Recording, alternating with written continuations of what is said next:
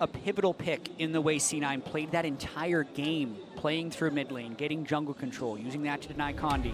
Just get it out of there is what Team W says. And I think they also don't want to deal with a ranged jungler on red side and a potential counter pick, say counter pick top or counter pick for mid lane. They don't want to have too many variables for them to isolate where to focus their attention. So just banning away the premier ranged jungler in the Ezreal on blue side. They also, of course, have the more freedom that blue side bans bring. And here C9 is put into such a difficult spot because Team WE has not opted for the Lulu ban to bait a Janna ban. They're saying, C9, if you want out of this Janna Lulu hole, you're going to have to ban both. And that's not something C9 is willing to do. Kalista has been banned on red side every single game since the group stage, and Sejuani is also a very high party. But isn't that fun that game on game we could have one game where we will have the Lulu versus Janna meta, which is the Team WE blue side games, and then instantly C9 with one ban can largely force a reactive ban, and the series can turn in such a turbulent way game to game as fun as the Caitlyn that we haven't seen from Mystic is going to be locked in first pick. And WE, they picked blue side, so all of this setup, seeing that C9 didn't ban either Lulu or Janna,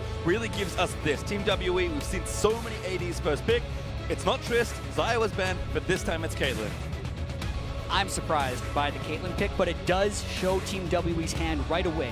They're all behind Mystic, they're all behind being able to win that early game. And now the question is, does C9 match with Janna?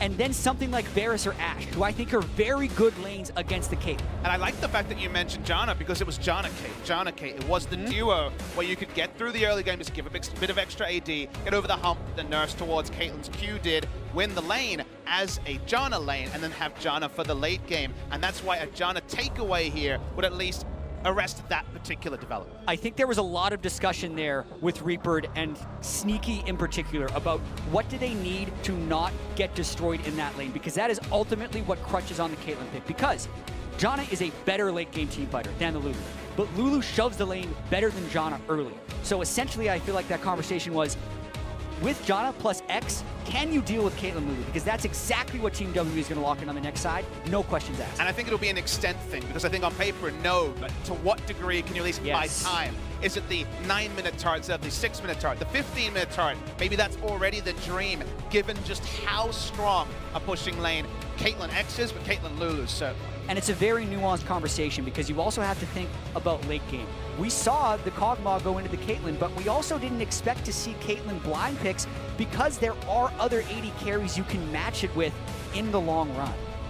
Interesting to see a change here from C9. Again, thinking AD, even thinking maybe Gnar, because again, it is open for impact, but it will be Tristana again. C9 will hold, picking both their bot laners here. And WE haven't just completely gone for early game choices. Rumble was a common pick with these Caitlyn comps. They have gone from the Cho'Gath, maybe denying it away from C9, from them just having a blind pickable top lane. The ban phase will tell us a story.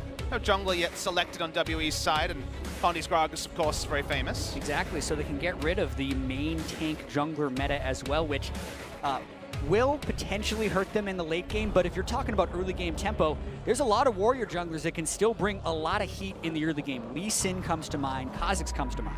Condi's Lee Sin also. And Rek'Sai. There's just too many to ban away all of them. Rek'Sai at least relieves pressure from Jensen in a lot of matchups. We saw, of course, the Ryze Rek'Sai used to great use. So the Ryze hover earlier. That's going to have to be a last pick, if anything, given that Ryze, outside of Korean teams, definitely been struggling recently. It impacts Shen. They don't want to deal with it. That'll be the final ban for WE. Their champion is not Gnar, though. So if C9 want to take it now and give Jensen the counter pick, that does set them up quite well. Gnar is less reliable, I would say, than the Shen in terms of how C9 wields it, and also with a warrior jungler plus Cho'Gath, there's kill potential on the Gnar early to kind of get the top laner through what can be an awkward phase. There's also still this man. What's good top lane? Singed? What else? Only Singed. All right, is the answer there for impact. That's the famous Ray line from when they locked in Riven at Rift Rivals, but that is the trust that Reaper can put in his players. So both of these guys are fully on board of this Singed pick. It's into the Cho'Gath now. I think it's a much more difficult matchup. Cho'Gath can keep Singed in place with auto attack slows, and that's the Lee Sin we're expecting to see. It's also a potential kill lane if you can hit the Rupture. Oh, this is the other option. Jungle? Yeah, that was the other option, right? Could be Maokai jungle too. Whoa. Okay. That's not that much damage to kill Singed with in the late game. I mean, it's not much damage, period, right? The mid laner choice here, without an Orianna, for example, who has great ball carriers, is going to be a really interesting one. It's just going to be the Corki again as a blind pick. It's very interesting. That's the whole WE put themselves into now. I think you have to. Like, you need insurance, right? Like, you have a good front line. You need maybe a better marksman. Ooh. It is. Just forget about this one. Full early game. When they debuted this composition, it was with the Jayce mid, but this is also not the same circumstances as when Team WE first pulled this out. The Caitlyn, blind, C9 gets to plan for it. The Jayce, blind, C9 gets to plan for it with Jensen's pick as well. And only the Syndra, Orianna, and Galio banned from the mid lane pool. Wave clear, safe wave clear, to me is what you want, or you could go full assassin and really start to go crazy. The wave clear route is the safer one, and also make the plays around the map potentially aid the Singed, and Taliyah is available. And PastryTime, you and I have talked a lot about Jensen's Taliyah in particular, because early on in the split, this champion did not fit Jensen's profile. He wanted to play around mid, only mid, get the turret, win the game. But he has since evolved a little bit into roaming more and playing around the bottom side. And traditionally, his Taliyah has been great in laning phase, bad post-laning phase. That's the transition Jensen would have to make here. But mainly, if he gets out of laning phase, C9's probably feeling pretty good. Certainly do agree there, Jensen. I mean, when he played Aurelion Sol, I was like, hey, he's never played this. That's really weird style-wise. My response was going to be, his Taliyah's not even that good. And I mentioned it might be a Maokai jungle. They do settle on Maokai jungle as the champion select starts to lower. Of course, has very strong gank potential from level 2. Yeah. They will go for the Cho'Gath, the better laning matchup by far against the Singed. But this jungle pick has been unreliable from the video I've seen. Yeah, so as far as jungle Maokai is concerned, he does have very reliable ganks early, but his clear speed is where he took the largest hits. So when Maokai was first buffed, he had a lot of base damage on his saplings. That was the main nerf for him, which pushed him almost exclusively towards the top lane role. So the early game will be very pivotal right here, whether or not Condi can get those first few kills, because he can't get a huge amount of gold just by hard farming the jungle. And you worry, because Maokai kind of needs to make the proactive move, otherwise we still will have Singed largely being able to run away. The pressure drafts from C9 have been consistent. They're going to try and make the same play style again. Yep,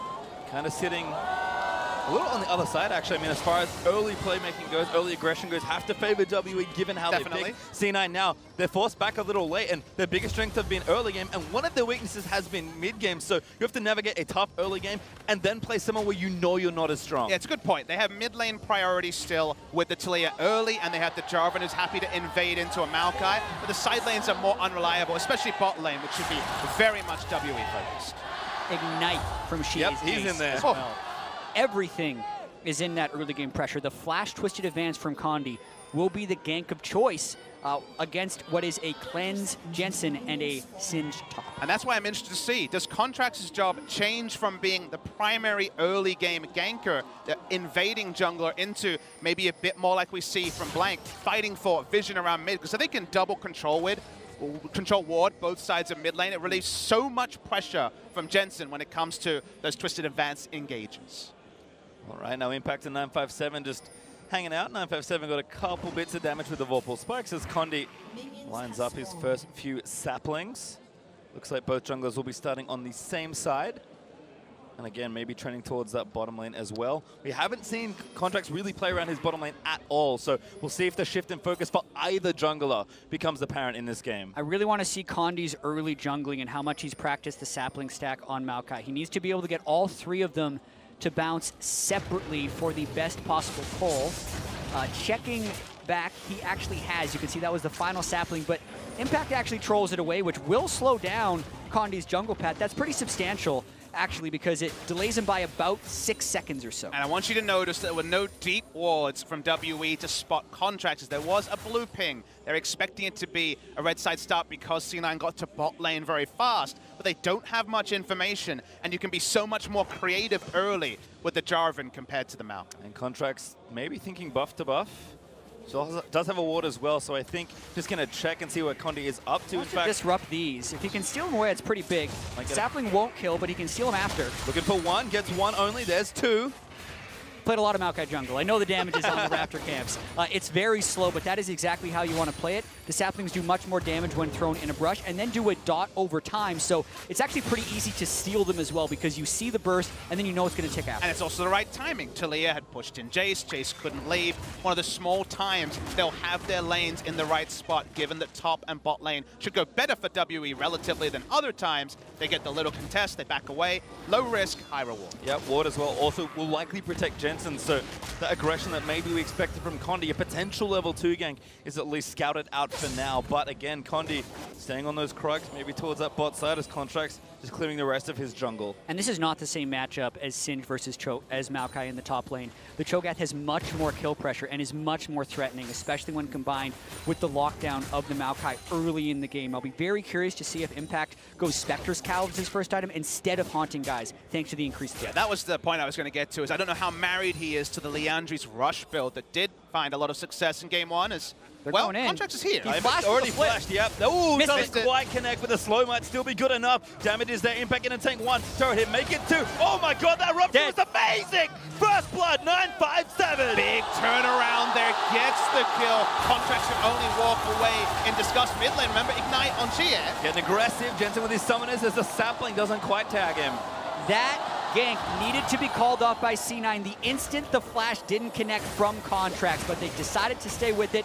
The rupture came back off cooldown, and 957 just caught Impact in turret range. And of course, with top and mid fighting, bot also has the go signal there as the aggression starts. In fact, Condi could potentially die. This wave should push in. Yeah, knows all the tricks, able to pull the Gromp into the brush as well to get the extra damage on the saplings. Barrier heal also down from Sneaky makes this gank threatening if they decide to go for it. Has his flash up as well, so good flash over if they see an opening. Don't see one yet. Oh, Sneaky went in! Very aggressive, actually trying to take down Ben, but Condi doesn't quite go for the dive. The wave not there. Sneaky contesting. He couldn't know, but that actually bought the blasting plant jump there from the Maokai, not knowing what was going on. It was so uncharacteristic given the setup we saw. He'll return all the way around though, Condi. Still here. It's gone though. Yeah, again, C9 have done a good job aggressively defending. All right, here they come. Level 4 just pinged by Condi. Not in vision yet. Sneaky hit 4 as well, but Smoothie's not so lucky. Now there's Condi looking for the dive. They're going to move up for it. Polymorph hits in onto Sneaky. That's the main target. Rocket jumps over the top, and Mystic, he tanked the turret. If that NATO would hit, he would be dead. It was a big mind game there. They wanted to see the NATO early. Mystic very, very low. The NATO was held onto by Smoothie, so couldn't use Twisted Advance. Condi just leaves. No kill to C9, but otherwise, failed dive again. Very slim margin for error in lanes like this. Sneaky still trying to stay in lane as long as possible to not give Mystic a favorable recall. They know he's low, and they're actually trying to push the tempo on that lane. Oh, Xiye going, yep, he wanted it, but can't fully commit. Flashes the flare, though. And Jensen, that's him forced out of lane. Contractz, a little help, but not enough. Chinese crowd loves the aggression being shown by Xiye. Thought about the flash Q, had the ignite as well. Cleanse up on Jensen, cleanse away the damage portion at least, but Xiye knows he has to play on the front foot. Usually, remember, he's the one who also, like 957, is just kind of enduring, playing the wave clear, buying time for Mystic. He's probably still very much going to be involved in buying time, but in this time, it's buying time with just being a pressure valve in it. Well, C9 couldn't have known that Condi left the bot lane, but actually a good recoil timing here for them.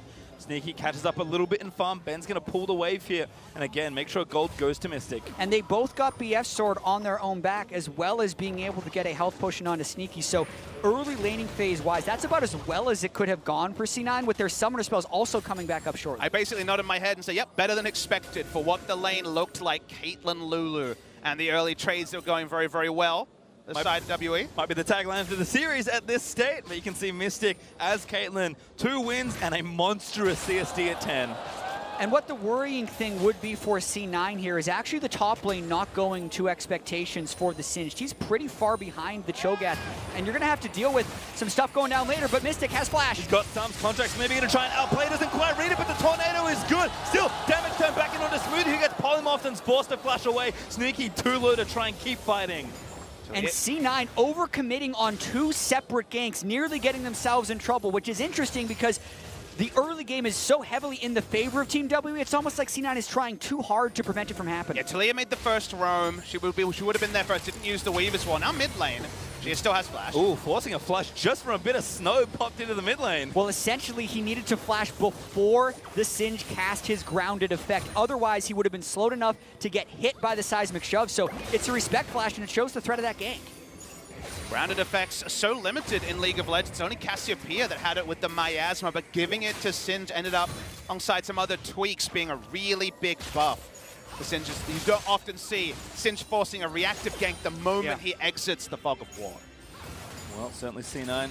Pretty even kill here, which is good for them. Although Ben gonna get aggressed on. That heal may save his life. Very aggressive. And the shield is get him! Sneaky gets a kill. They're gonna go for two. Mystic, no summoners left. Sneaky outplays them. Sneaky and Smoothie in lane. 2v2 Mystic and Ben. That is massive for this game. And it was in a losing matchup as well. It's so big, gets them pressure bot lane and pressure now mid. Jensen v condi. Oh, the shot barely missed. Xiye does take that Contractz in Jensen. A heartbreak to not get the kill. Flash auto's in, trying to block it out of the way. That auto was not good as Jensen gets a shield by Janna. And it's actually the bottom lane that is holding things together for C9, because both times Contractz has gone for a kill on the solo lane, it has gone awry. Xiye and 957 keeping this game even. Maokai flashed in and the auto attack went to him instead of Jayce. Probably would have killed the Jayce. No extra AD from Smoothie available at the time. A game of inches in the mid lane.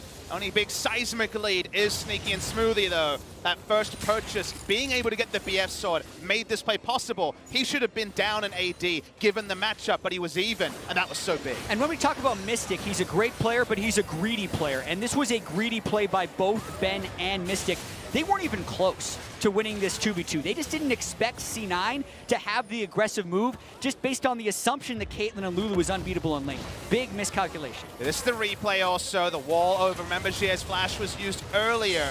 They come in here, watch how close this gets. Ignite means that Contractz will go down. One auto, next auto should kill him.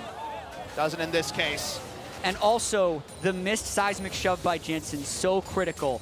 He was knocked up by Contractz EQ, which if he is just waiting for the EQ knockup would have made it free. Yep. But he wasn't on the same page of Contractz. He was placing the seismic shove for where Xiye would have ran.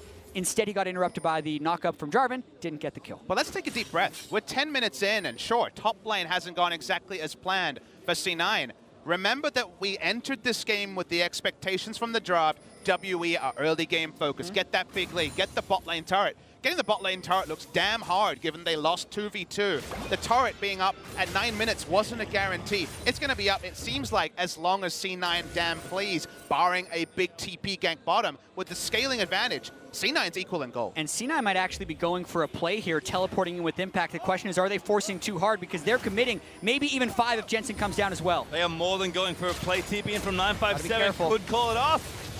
Jensen coming down, 957, running interference, gonna get knocked back in. Sneaky taking through the turrets with Jensen. Huge shove there. Sneaky now gonna jump it up to 957, and that isn't bad enough. Jensen barely gets the kill. Monsoon from Smoothie trying to reset the situation. Contractz dunks Ben and forces his flash, but Condi a little too low. Getting the charge down as Impact will get that one. Sneaky still low. Mystic weaving auto attacks in towards him, but they just walk away. And the slow play actually works out very well for C9 as they're able to get Jensen shoving 957 back over the wall and had 5 people there slightly sooner. It didn't end up being a turret dive at all. It just ended up being kind of an awkward fight in the jungle. It doesn't need to be a turret dive because they got 2 kills. They push in the minion wave. Taliyah will push in the mid lane minion wave as well. They win in more places than necessarily taking down the turret. Remember, this is off script. WE want to be making this same play around the enemy turret bot lane. It looked like an overforce, but they never actually take turret aggro. They turn on to 957, and they almost burst him down instantly. And it looked a little dangerous as well with Contractz going right into a giant Cho'Gath, but the Cho'Gath never had Beast for that play as well. A beautiful ultimate by Smoothie, also forcing flashes at the end of it by Contractz, and they just run down Condi, who they already know is flashless. 2 flings, 2 kills because they were out of the turret. They did not tank it before they needed to. Remarkable restraint for C9, who still are doing the opposite of what you would expect. Full dive on Jensen. Yep, oh, 1v3 right now. Condi's gonna try and save him. That's not nearly enough. 2 can play the game of playing around mid lane and sending a 3-man dive. That was a vintage C9 move in the regular season. Jensen with no flash is punished, but C9 now trying to collapse as well on the mid lane. Just think about, I'll hold the point. Untent here for Trist. Tornado, not enough. Smoothie flashes in. Actually, maybe gets a little bit now. Condi, he's dead. Dead yet. No flash, no chance. Sneaky. Jungle Maokai is a low-income version of Maokai, and Condi is far behind the curve right now. His farm was somewhat disrupted in the early game, but unable to pick up too many kills or assists makes him very squishy right now. And one thing I want people to take away is the play WE made wins in every way if bot lane had actually been the early turret going down, because this in draft phase should not, according to the calculations of WE, been Sneaky and Smoothie on Tristana, Janna, rotating mid first, actually being able to cut off Caitlyn, Lulu. Caitlyn, Lulu should win the lane, push down the turret, force C9 under a turret basically, and then roam first. But the bot lane winning makes WE's play so much less reliable. Mystic is level 7 right now. They are so far behind and also lose the scaling. First turret going down gives C9 a big early game lead. Smoothie also experienced lead and a sensor lead. Okay. Good, all right. Also, Xiye is level 11 against Jensen. This game defying expectations. Mystic flashed already, but Contractz there with a dunk. 3v3 though, but Mystic still trying to make it happen. Sneaky gets wounded, but Janna, I think it's a little too much. Sneaky goes in with a rocket jump as Contractz collects credit. Xiye is roaming down from the mid lane. C9 has to get out of here and fast. Well, Janna passive gonna have to kick into high gear. Xiye gonna try and make one snipe happen. Sneaky, no ulti, does have flash. Dodges the first shock blast. Keep running though, Condi. He's going to try and take you down. Rocket jumps out of the way. Monster from Janna. Tornado. Xiye goes down to Sneaky. Condi's going to go down as well. And Ben, my goodness, Smoothie outplayed the hell out of that. Smoothie played so smart, kept onto the ult. It's reapplying Ornn sensor onto Jarvan and Tristana the entire time. Baited and outsmarted by C9. And Sneaky is having the game of his career right now. In the quarterfinals, 5 kills through 14 minutes. He had 1 kill the entire series last year in the quarterfinals. And Sneaky and Smoothie, as you mentioned, outplayed the hell out of Xiye right there. Thank goodness we ran the video right before this game. Perfectly on script. As 5 kills Sneaky, barreling towards the second item. So this is what a very early Ghostblade rush will do. Xiye 1 rotations with all his spells and goodbye in the mid lane, but the bot lane was where they had the similar advantage. Polymorph gets a lot of damage dropped. Remember that the Maokai basically does nothing. No damage, not that tanky, only level 7. Sneaky's like, cool, gets the reset on his rocket jump, keeps going. This is where most people think it would change, but watch Smoothie. Dodge the shock blast, and then also to disguise is what Xiye flashes for, but he doesn't get it because of the tornado, the second disengage from Smoothie. Once he goes down, it's all too easy for Sneaky to finish off more. And there's the second turret about as quickly as the first C9 collect the maximum after that play. And they are 5,000 gold ahead, but this time it is through their bot lane. It is not a question you have had to ask about WE often. What do they look like when their mid laner is ahead and their bot lane is massively behind? Usually Mystic is everything they invest into. This time Xiye needs to be the important carry for WE. And also, when Mystic is behind in the bottom lane, they have the scaling advantage. They've played a Twitch or a Kog'Maw, and then they can group around that. Much harder to do with the Caitlyn, who is yet to complete an Infinity Edge, when Sneaky is sitting on IE Zeal. First turret's going to be pretty free. Rift Herald also available for Contractz, who took it. The C9 fell the outer ring at 16 minutes. This is just such a game that defies expectations. Mainly because of even the way it is distributed for C9. Based on group stage, Sneaky, lowest damage percentage of all AD carries. Contractz, highest of junglers. Mystic as well, top 3 in damage percentage for AD carries. #1 in damage per minute difference between him and the other AD carry. Drafted for the Caitlyn, first picked it over everything else, throwing down the gauntlet, telling C9 that they could not win that lane. But then, not only does Sneaky and Smoothie smash that lane, you also have Jensen, the normal carry of C9, getting solo killed by Xiye and it not mattering. C9 still 5,000 gold up in this game. Impact chasing down, actually. He's a pure 1v2. 2 levels up. So he's able to walk in and not really worry about the not even Infinity Edge yet. Caitlyn will have to worry about the Youmuu's Ghostblade and already second lethality item completed, the Duskblade there for Xiye. So Xiye is by far the power deal. And to me, Jatt, it's all about what is C9, because the identity was Jensen focused. That was the story in NALCS. They keep reinventing themselves with new picks. Honestly, C9, and if you look at Jensen this series, he's on roam duty. He's on helping side lane duty. Impact singed the big pick in the previous game, and it's all about the bot lane this time out. And this is why we talk about Jensen. Again, these picks aren't his style necessarily, but to win at the highest level of competition, you need to be adaptable. C9, they've grown so much to get to this point, and now, when it matters, they are performing. Exactly, adapting to everything that's thrown at them and then trying to find the next gear. That's what they also have to do here. They had a 5,000 gold lead this early on in game one as well, and were unable to close because 957 found some great teleport plays on the Cho'Gath. So now C9 is setting up with Rift Herald and want to break that inner wall of turrets. And having the Rift Herald actually disincentivizes them from entering the enemy jungle where WE were all cooped up. They're just happy to go into a lane, plop the Rift Herald, and draw out WE. Rift Herald's big thing is the enemy has to send usually outnumbered numbers to even keep up a turret, and they're drawing WE away from their control wards and their brush cap. Well, this should be good enough here. Sneaky tanks a couple turret shots, but Rift Herald's going to do most of the damage there. Rupture's nice onto 2 from 957, but Jensen cheating over means that C9 do what they could not do in game 1 with their lead, break a tier 2 turret easily.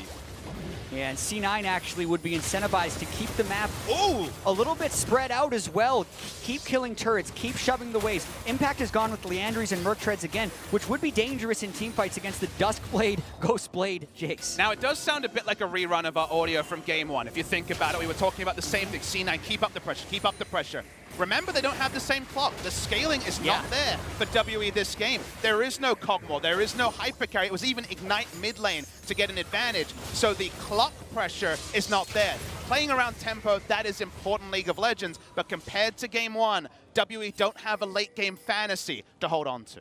Well, 7,000 up now for C9, playing very disciplined through this mid game. Again, just casually sieging turrets. Xiye certainly a threat. Sneaky gets a bit of aggro, but Rocket jumps away. Run away. Thundering blow under the tornado there for Condi. Now the TP's in. They have to throw everything in, but they can't get it. And WE flash out defensively. Impact looks for the flip. Finds it out to Condi. Condi flashes out of the way. 957. He wants the piece, but Mystic gets knocked up by the next tornado. Very close fight there, burning multiple summoners from Sneaky. That does make it a little bit risky for C9 to stick around, but they still have the Janna ultimate, which means they can continue the push on not only the mid, but also the bot turret. And Jensen, even getting chunked out, wants to stop any further cutting. Only inner turret left is mid lane, and it's chunked out as well. WE, with the sort of draft that needs to play from ahead, hardly has access to their own jungle. Just going to take and make it 6-0 in turrets for Cloud9. This is exactly how they wanted to snowball in game 1. This game, though, they have the Trist. You're not worried about that Rageblade Kog'Maw. Mystic is a non-threat. I mean, almost everything that could go wrong for Sneaky in that fight did go wrong. He got knocked out of his rocket jump. All these other things mattered. Team W might make a desperation play. It's 20 minutes. They don't even have Infinity Edge on Mystic. It's get a Baron or really start to really pocket in. It would have to be multiple fight misplays from C9 to get them out of this position. And remember a small tantalizing point. C9 have side selection once again in game 4. If they win here, they can also put themselves back on the blue side that was successful for them in previous games. So C9 closing out here, just like it was with Misfits, C9 really will be in full control of a series. Certainly would be nice to break serve on the draft, as C9 already done the legwork as well. WE feint to Baron. They already had a control ward in, and WE, that's it. That's all their offense around the Baron. C9 moved back in, put the wards down. Yes, WE own the speed shrine.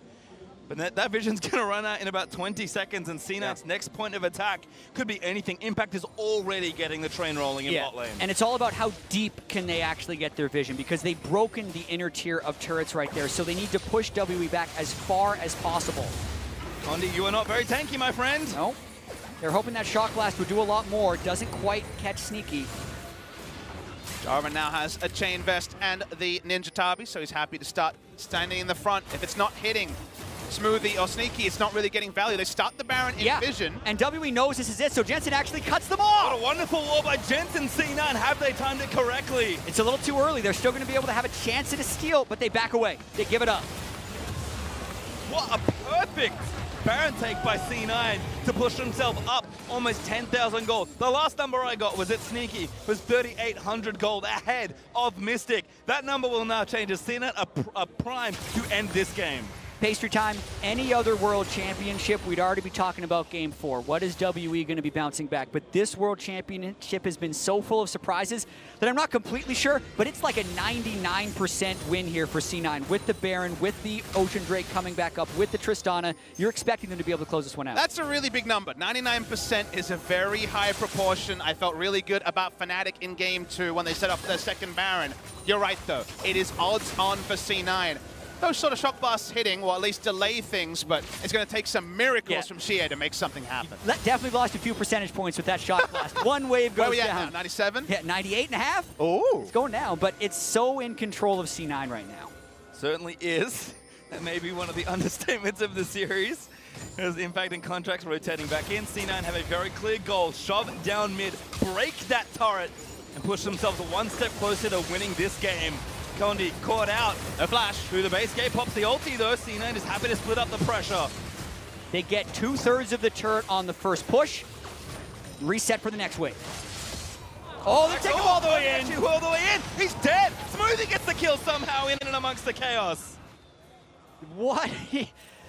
This has been a terrible game for Condi, right? He's gotten pitched down on his jungle pool. They don't give him a Lee Sin, and we mentioned how important it was going to be for him to find success early. It just has not been. He had so many options, but went for Maokai jungle of all things. They rolled the dice and then some. I think they could have gone early game and not commit. Could have been his famous Lee Sin. They went for the Maokai. It has not worked.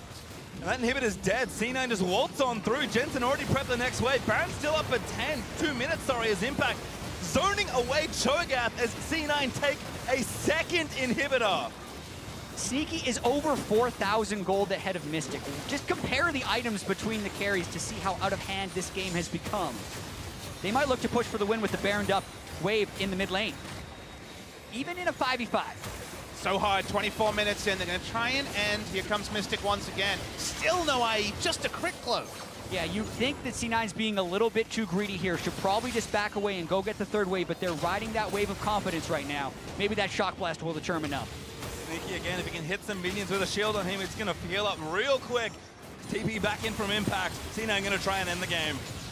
Hard to get the waves all the way in at the right time.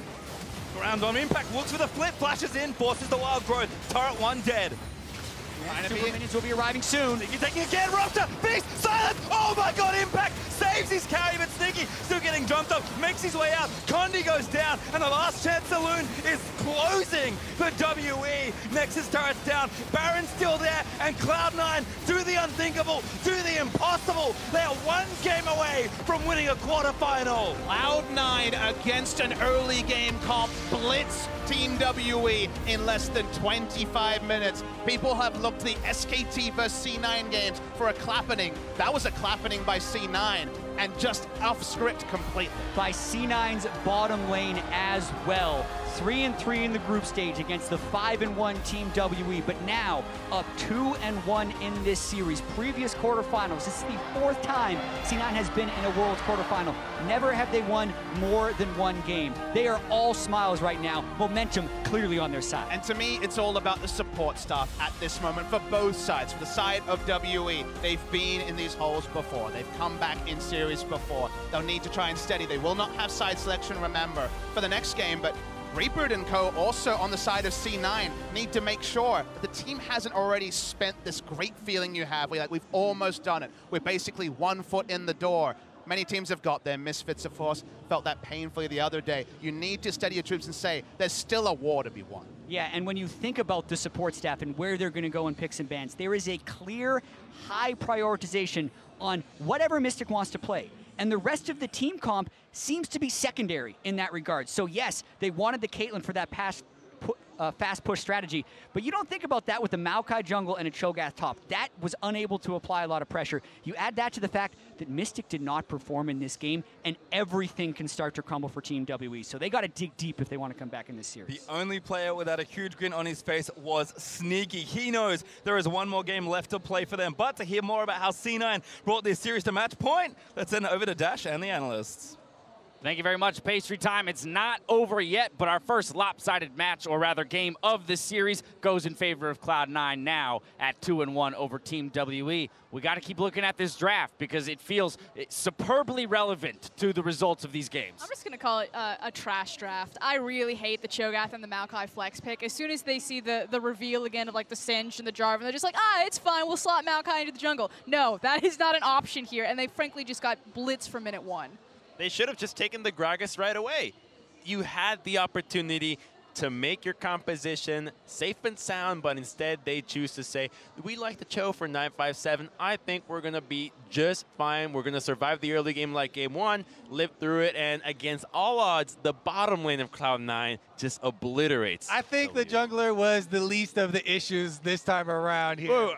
Giving over the Janna, rushing for this Caitlyn pick, it comes back to the opening of the show we talked about. It's a two-sided coin, innovation and adaptation. Both of these teams were the ones who got the most out of this Caitlyn pick in the group stage. But I think when we're looking at the junglers, maybe not so much for the WE jungler, but I think Contractz on Jarvan specifically has been huge. 3 games in a row of this champion, and he has been such a critical pick for denying AD carries. Cataclysm is one of the most annoying abilities when it comes to staying alive, and you put so much pressure early game on top of that. Smoothie's still underrated, though. No, he's definitely not underrated. He's definitely very, very good. That was Janna plays bottom we're discussing. The big thing for me, though, is the fact that Team WE have shown us nothing. We've already seen the Caitlyn pick come out of them earlier on. They went back to it, and they just got absolutely blasted in the bottom lane. It started out with the 2v2 from Smoothie and Sneaky, and it only got worse as soon as Contractz was involved. But that's it. We've seen the same old Kog'Maw comp. We've seen the Caitlyn composition. Where is the adaptation? Where is the innovation? They are going, like, 2 steps back. And in reference to that play, I mean, the casters called it out. The early game composition, the onus was on Team WE, and here's Cloud9 in the bottom lane winning a straight-up 2v2. I actually think this is an entire tournament trend. Look at every quarterfinals. The #1 seed has always been complacent when it comes to the meta. They have never brought out anything new, whereas the #2 seeds are always pushing the tempo. Samsung, Fnatic, Misfits are always making the #1 team bend to their will. Now Cloud9 have something new to prove, and it seems like the #2 seeds just want it more. Now you get out to an early advantage like that in the bot lane, it makes the resulting team fights that much easier. Not just 2 minutes later, C9 with a 5-man dive in the bot lane coming up big here in the team fight. It's also a super questionable teleport. Why TP to the ward instead of the tower here? It just puts 957 in a really awkward situation. He is in an awkward situation, but Cloud9 responds so well because normally you'd see teams commit to the dive, but they recognize that WE has